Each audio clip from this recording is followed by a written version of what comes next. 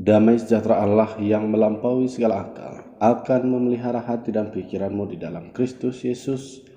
Amin.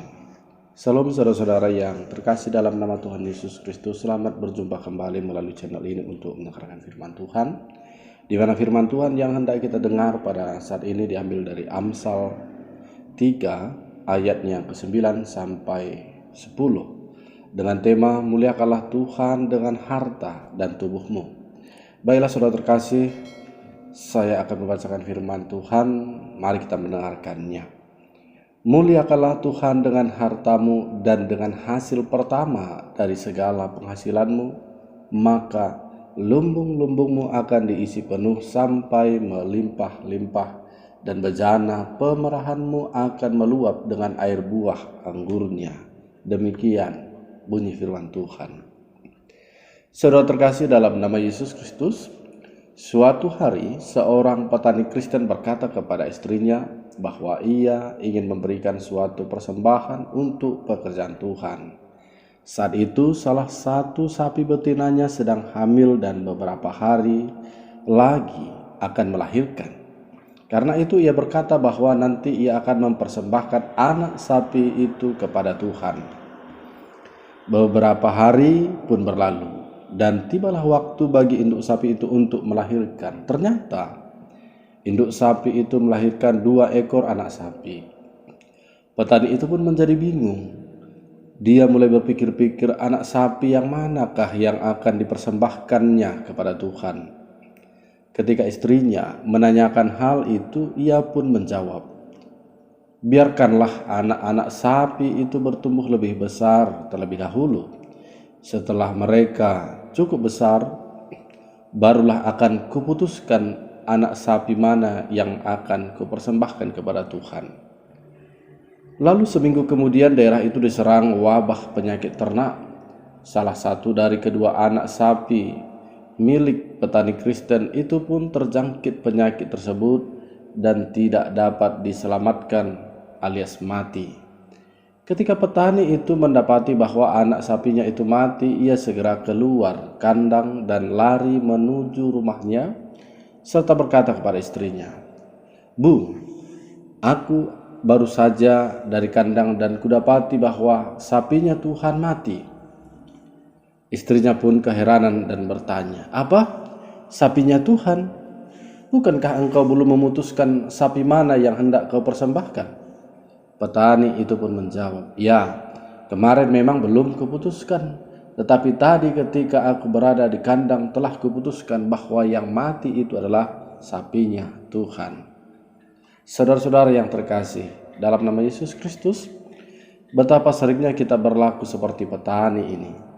Kita tidak mau memberikan yang terbaik bagi kemuliaan Tuhan. Ketika berada dalam kondisi yang buruk dan sengsara, kita datang kepada Tuhan. Akan tetapi ketika kita berada dalam kondisi yang baik dan menyenangkan, kita pergi dan melupakan Tuhan.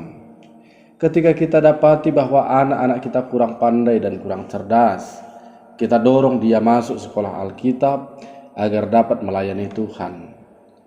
Akan tetapi ketika kita dapati bahwa anak kita cukup pandai dan cerdas, kita dorong dia masuk fakultas lain yang lebih hebat, yang lebih populer, agar dapat mengejar cita-citanya dan menjadi orang yang sukses dan juga populer.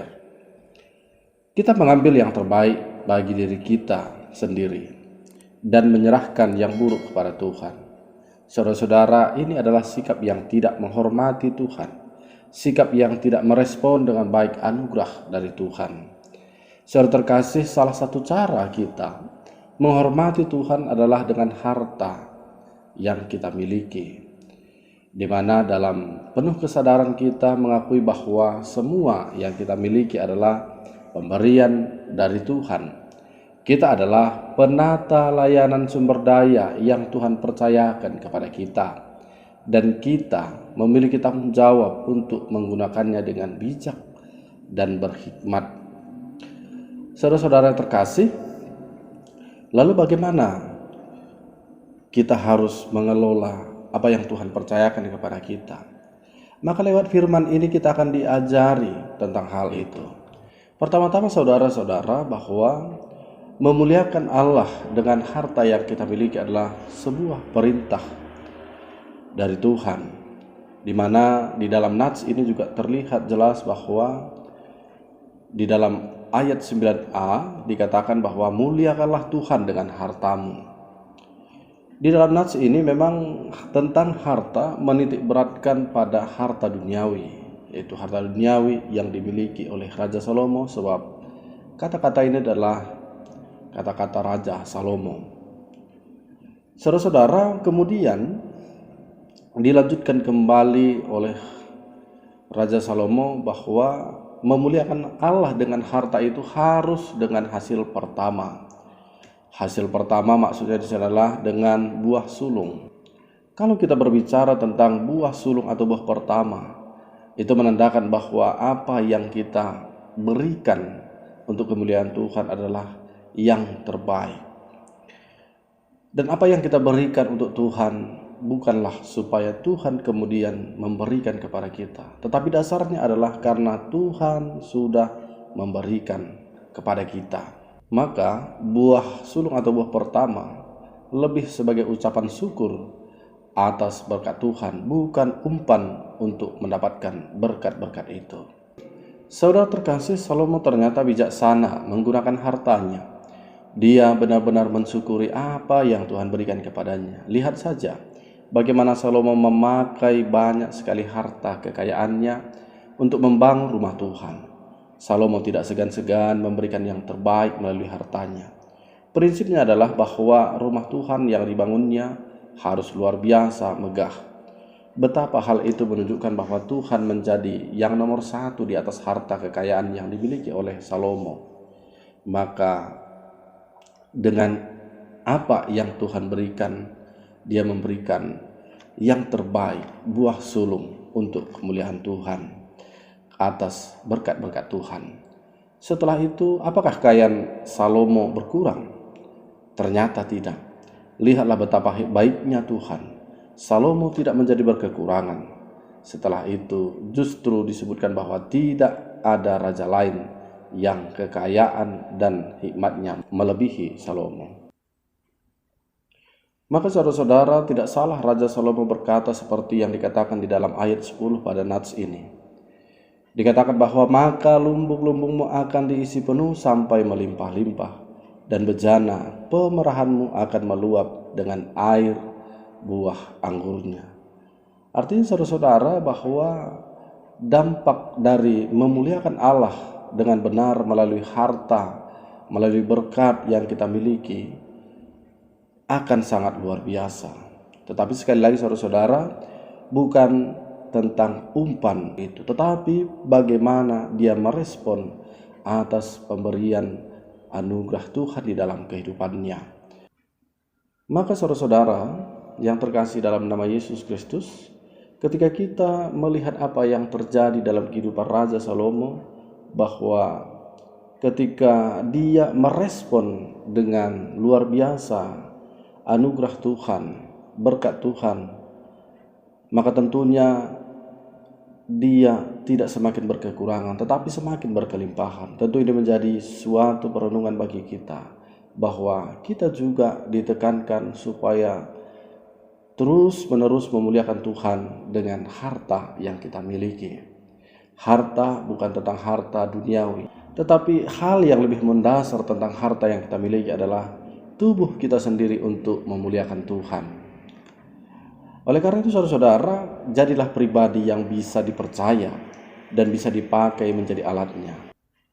Belajarlah kita untuk memuliakan Tuhan dengan harta yang kita miliki. Tetaplah jadikan Tuhan yang utama di atas segala yang kita punyai. Jika Tuhan melihat bahwa kita bisa menjadi partnernya, maka dengan segera Dia akan melimpahi kita dengan segala kelimpahan, sehingga nama Tuhan pun semakin dipermuliakan melalui hidup kita. Dan saudara-saudara, kita harus semakin sadar bahwa memberi bukan supaya kita diberkati, tetapi ketika kita memberi yang terbaik untuk Tuhan, untuk kemuliaan Tuhan, itu karena kita sudah menerima berkat dari Tuhan. Kita sudah diberi banyak oleh Tuhan. Oleh karena itu saudara-saudara, syukurilah berkat Tuhan, maka kita akan semakin berkelimpahan. Kiranya firman Tuhan memberkati kita. Amin. Mari kita berdoa. Bapa Surgawi, terima kasih buat firman-Mu yang telah mengingatkan kami supaya kami selalu memuliakan nama Tuhan dengan apa yang sudah Tuhan percayakan di dalam hidup kami. Biarlah Tuhan kami tidak hidup dalam ketamakan, tidak lupa akan berkat Tuhan ketika kami sudah menerima berkat-berkat-Mu. Tetapi kami harus sadar bahwa segala sesuatunya bukan milik kami, tetapi semuanya itulah milik Tuhan karena sumbernya dari Tuhan. Bapa Surgawi, ampuni kami ketika kami sudah terlalu jauh mengklaim bahwa apa yang kami miliki atas kekuatan kami. Ampuni kami Tuhan atas segala dosa-dosa kami, supaya kami senantiasa tetap layak di hadapan-Mu. Di dalam nama Yesus kami bersyukur kepadamu. Amin.